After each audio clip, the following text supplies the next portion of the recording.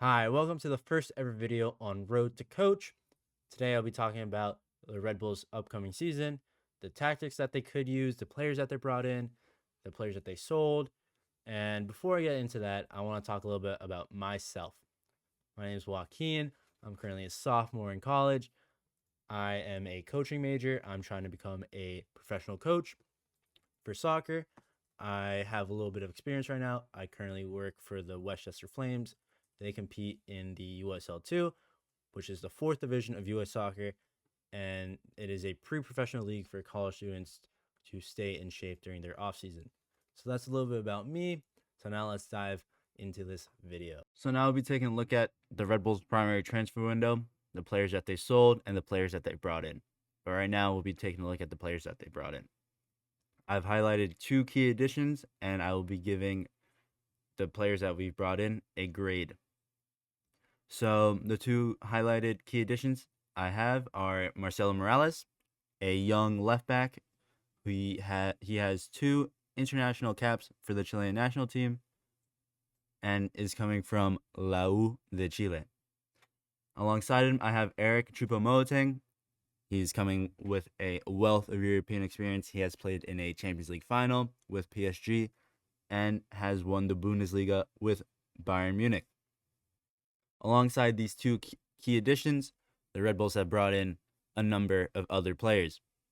First one being Victor Bogusz, a young U22 initiative player. He is a young Polish striker who's coming from the Polish second division. Then we have three free agent signings. First one being Raheem Edwards. He is an MLS veteran and has played for both LA clubs. And then we have two free agent center back signings. First one being Alexander Hack, who has previously played under Sandro Schwartz at Mainz. And then we have Tim Parker. He is rejoining the club after his spell with us from 2018 to 2020. And then I highlighted a contract extension. I know it isn't a transfer, like a new player coming in, but it's always good to see one of your star players being locked down under a contract extension, and that is Lewis Morgan. And then we have three Red Bulls 2 players coming in and signing a first team deal. Those three are Tanner Rosenborough, Omar Valencia, and Adri Mehmeti. Very good young players that have huge potential, and the grade that I would give for the players that we brought in is an A-.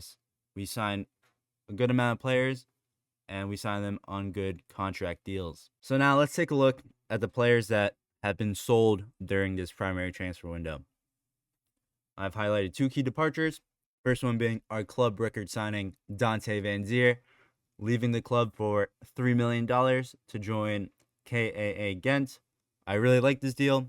I'm really sad that it never really panned out for him, but it's good to get money back for him, and we have a sell-on clause for his next transfer. Alongside him, John Tolkien making his move to the Bundesliga. Our star boy for 3 seasons or so. Sad to see him go, but good to see the money coming in and happy to see him making his dream move to Europe. And alongside those two key departures, we have 5 players that have left the club as well. First one being Ryan Mira. You can't ask for a better backup goalie than him. Sad to see him go, but it's good that he's spending his time with his family in his retirement. Then we have 2 U22 initiative players being traded away within the league. First one being Andres Reyes, leaving the club to join San Diego FC, and Elias Manuel being traded to Real Salt Lake. Then these last 2 players had their contract options for 2025 declined by the club. First one being Corey Burke, an MLS veteran, but just never really worked out in MLS, or at least for the Red Bulls. He's rumored to be joining Lexington Sporting in USL Championship.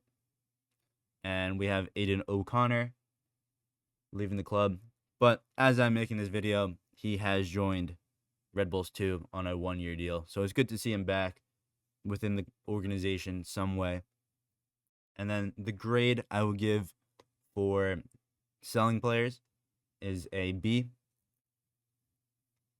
Sad to see these players go. Very, very good players, but I'm also very happy to see the money that we've received for these players.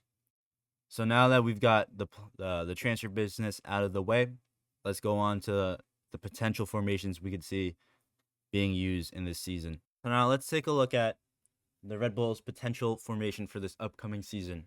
It is a 3-5-2 with 3 center backs, 5 midfielders, and 2 strikers. Let's take a look at how this formation works when the Red Bulls are out of possession. And in this scenario, it is a goal kick. So the main job for the strikers is to limit the center back's involvement in the build-out phase via cutting the passing lanes to the goalie and forcing them to play out wide. So once that goalie plays this, the center back is going to look a little bit like this. The striker is going to curve his run to cut off the passing lane, essentially forcing him to play short to his fullback or playing long. So that's the center back, the striker's job. So once that fullback receives the ball, if he does elect to play short into his fullback, then our right midfielder, and in this case is Cameron Harper, is going to press up, forcing the fullback into 2 options. 1, playing into a very crowded midfield where all of his teammates are being man-marked by 2 holding midfielders and our number 10, our attacking midfielder. Or he can choose to play long into his striker or out wide to his winger. One thing that is noted with this formation that is a flaw is that the Red Bulls try to play a very, very high line. So it does leave them very vulnerable to long balls into space. So if this fullback makes a really good pass into space, then their striker is going to have a one-on-one with the goalie. So this is kind of how this formation works when the Red Bulls are out of possession. So now let's take a look at how this formation works when the Red Bulls are in possession. So there's 2 avenues of attack. First one being, can you find Emil Forsberg in these half spaces? So the main job is just to find him. Either it's the center backs or the holding midfielders. Just finding him in these half spaces so that he can turn and try to find the attackers and create scoring chances. So that's one avenue of attack. The other one being long balls into the target forward, and in this case is going to be Choupo-Moting. So his responsibility once he receives that long ball from the center backs is he can either head it on to an on-rushing Lewis Morgan, or he can just do enough to create a second ball opportunity for surrounding players. So that's kind of how this formation works when the Red Bulls are in possession. Thanks for watching. I appreciate the support. Please like and comment. Any feedback will be appreciated.